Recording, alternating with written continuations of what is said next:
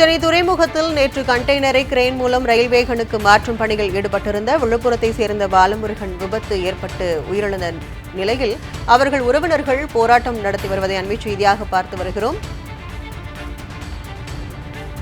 இதுகுறித்த விரிவான விவரங்களை செய்தியாளர் சதீஷ் வழங்க கேட்கலாம். வணக்கம் சதீஷ், விரிவான விவரங்கள். கண்டிப்பாக கற்பகம். சென்னை துறைமுகத்திற்கு கண்டெய்னர் இறக்கும் பணியை ஆய்வு செய்து கொண்டிருந்த தனியார் நிறுவன ஊழியர் கிரேன் மோதி பரிதாபமாக உயிரிழந்த விவகாரத்தில் உரிய நடவடிக்கை எடுக்கவில்லை என கூறி பெற்றோர் உறவினர்கள் போலீஸ் நிலையத்தை முற்றுகையிட்டு திடீர் போராட்டத்தில் ஈடுபட்டு வருகின்றனர். திருமணமாகி 2 வயதில் குழந்தை உள்ள நிலையில் உரிய நிவாரணம் வழங்க வேண்டும் எனவும் போராட்டம் நடத்தக்கூடியவர்களின் தரப்பில் கோரிக்கையாக வைக்கப்பட்டுள்ளது.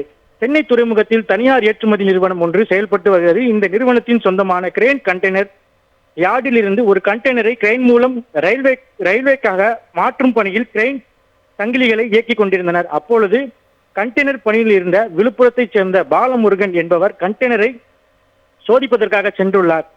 கிரெயினுக்கு பின்னால் பாலமுருகன் சென்ற பொழுது கிரெயின் ஆபரேட்டர் அவர் இருப்பதை கவனிக்காததால் கிரெயின் இயக்கிய பொழுது எதிர்பாராத விதமாக பின்பக்க டயர் அவர் தலையில் மீது ஏறியது.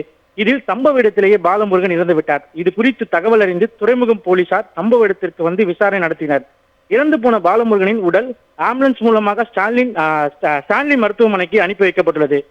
குறிப்பாக கிரேன் ஆபரேட்டர் உள்ளிட்டோர் போலீசார் தொடர்ந்து விசாரணை மேற்கொண்டு வருகின்றனர். இந்த நிலையில் உரிய விசாரணை நடத்தவில்லை எனவும் சிறு குழந்தை உள்ள நிலையில் உரிய நிவாரணம் வழங்க வேண்டும் எனவும் காவல் நிலையத்தை முற்றுகையிட்டு பாலமுருகனின் உறவினர்கள் மற்றும் சமூக ஆர்வலர்கள் தீவிரமாக முழக்கங்களை எழுப்பியவாறு போராட்டத்தில் ஈடுபட்டு வருகின்றனர்.